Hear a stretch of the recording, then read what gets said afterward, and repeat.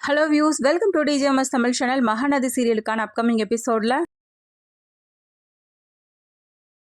Good night அப்படின்னு சொல்லிட்டு காவேரி படுக்க போக, என்ன இதுக்குள்ள குட் நைட் சொல்லிட்டா, என்கிட்ட பேசுறதுக்கு எதுவும் இல்லையா உனக்கு அப்படின்னு சொல்லிட்டு விஜயும் கேட்க, என்ன பேசணும்னு நினைக்கிறீங்க அப்படின்னு சொல்லிட்டு காவேரியும் கேட்க, இவ்வளவு நாள் கழிச்சு நீயும் அக்காவும் பேசிருக்கீங்களா, அதை பத்தி எதுவும் பேசுறதுக்கு இல்லையா? அங்க அதெல்லாம் எனக்கு பெரிய விஷயமா தெரியல. ஏன்னா நாங்க அடிக்கடி அடிச்சுப்போம், இப்படிதான் கூடிப்போம், சின்ன விஷயத்துக்குலாம் நாங்க கூட சண்டை போட்டிருக்கோம், இதெல்லாம் எனக்கு பெருசா தெரியலையே அப்படின்னு சொல்லிட்டு காவேரி சொல்றாங்க. ஓ அப்படியா அப்படின்னு சொல்லிட்டு விஜயும் கேட்க, எங்க அக்கா ரொம்ப ரொம்ப நல்லவ, அதே மாதிரிதான் எங்க மாமாவும். எங்க அக்கா எப்பவுமே பெர்ஃபெக்டா இருக்கணும்னு நினைப்பா எல்லா விஷயத்திலயும். ஆனா எங்க மாமா சின்ன சின்ன விஷயத்துல ஏதாவது ஒரு தப்பு பண்ணி மாட்டிப்பாரு. அதனாலதான் பாருங்க, அன்னைக்கு விஷயத்த சொல்லியிருந்தா கண்டிப்பா எங்க அக்கா மாமாவை டைவர்ஸ் கூட பண்ணிட்டு போயிருந்திருப்பா. ஆனா இவ்வளவு நாள் கழிச்சு சொல்றதுக்கு காரணம் என்ன?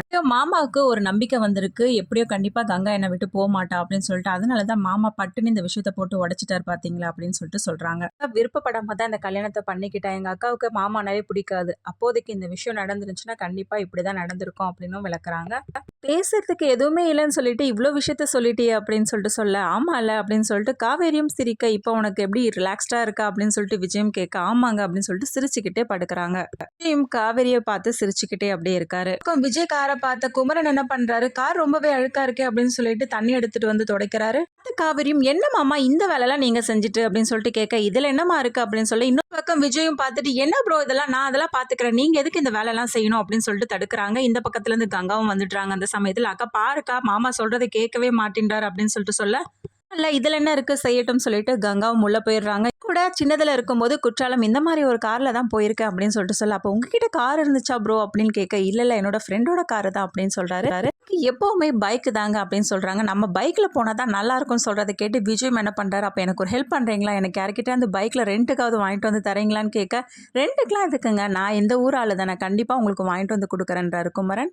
இன்னொரு பக்கம் கங்கா காவேரி ரெண்டு பேரும் பேசிட்டு இருக்க தருணத்துல விஜய் அந்த இடத்துல வந்து பாத்துட்டு இருக்க. காவேரியை பார்த்தா கங்கா, பணம் தொலைஞ்சு போச்சுன்னு சொன்ன, அப்புறம் எப்படி ஆபரேஷனுக்கு பணத்தை ஏற்பாடு பண்ணி கொண்டு வந்து கொடுத்த அப்படின்னு சொல்லிட்டு கேட்க, அது வந்து மாமாவுக்கு தெரியுமே, மாமா சொல்லலையே அப்படின்னு கேட்க, இல்லடி அவர் சொல்லல அப்படின்னு சொன்னதும், இல்லக்கா நம்ம ஃப்ரெண்ட்ஸ் குரூப் ஒன்று இருக்குல்ல, அதன் மூலியமா இப்படியோ வந்து பெரட்டி கொடுத்துட்டேங்க்கா அப்படின்னு சொல்லி சமாளிக்கிறாங்க.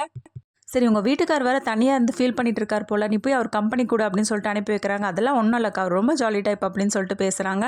காலையிலேருந்து இவர் ஆளையே காணுமே அப்படின்னு சொல்லிட்டு விஜய் கேட்க, அதுவா அவங்க அம்மா வீடு வரலாம் போயிருக்காரு ஒரு வேலையா அப்படின்னு சொல்லிட்டு கங்காவும் சொல்றாங்க. அவரோட அம்மா வீட்டுக்கு வராங்க, வாங்க அத்தை அப்படின்னு சொல்றாங்க. அதுக்கப்புறம் வந்து 4 நாள் ஆகுது, ஒன்றும் வீட்டு பக்கம் கூட வந்து எட்டி பார்க்கல அப்படின்னு சொல்றாங்க. இல்லை நான் வரேன் தான் சொன்னேன், அவர் தான் விவோ ஆஃபீஸ் போயிட்டு அப்படியே வரேன்னு சொல்லிட்டு சொல்லியிருந்தாரு, லேட் ஆகும்னு சொன்னார், அதனால தான் அவர் மட்டும் கிளம்பி வந்தாருன்னு சீரியஸாக நான் சொன்னாலும் எப்போதும் போல் அவங்க பேச வேண்டிய பேச்சை தான் பேச ஆரம்பிக்கிறாங்க. கங்காவை பார்த்து எப்போதும் போல திட்டிக்கிட்டே பழைய கதையெல்லாம் பேச ஆரம்பிக்கிறாங்க குமரோட அம்மா.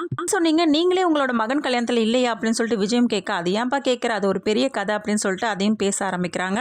அத்தை அதெல்லாம் இருக்கட்டும், இந்தாங்க ஜூஸை குடிங்கன்னு சொல்லிட்டு கொடுக்க, அந்த இன்னடி ஜூஸ் இது இன்னடி போட்டு வச்சிருக்கீங்க அப்படின்னு சொல்லிட்டு அவங்களும் எப்போதும் போல கலாய்க்கிற மாதிரி பேச, பிக்கும் இதே ஜூஸை தான் கொடுத்தீங்களாடி, இவளுங்க இப்படிதான் தம்பி, ஏதாவது ஒரு ஜூஸை போட்டு அதை பார்த்து செய்கிறேன் இதை பார்த்து செய்கிறேன் இப்படி தான் பண்ணிட்டு இருப்பாளுங்க அப்படின்னு சொல்லிட்டு ரொம்பவே பயங்கரமாக பேச ஆரம்பிக்கிறாங்க. இது வந்து பார்த்து சிரிச்சிட்டு இருக்காரு விஜயும்.